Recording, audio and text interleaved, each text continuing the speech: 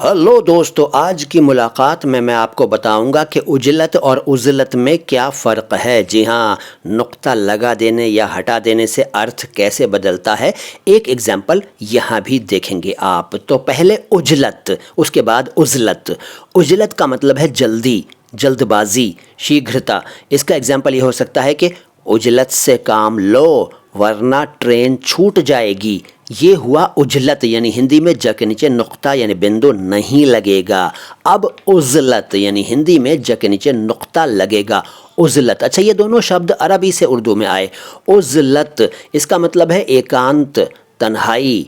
इसके अलावा शांत माहौल वाली जगह पर एकांत में ईश्वर भक्ति में लीन हो जाना। इसके अलावा एकांतवास भी कह सकते हैं आप उजलत को।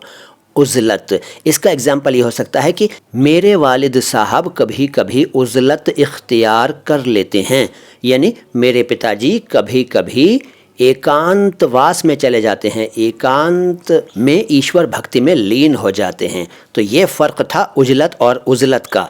कैसा लगा ये छोटा सा वीडियो? अरे अच्छा तो लगा है, मुझे मालूम है। तो लाइक क्यों नहीं करते और चैनल को सब्सक्राइब नहीं किया है तो क्यों नहीं किया है?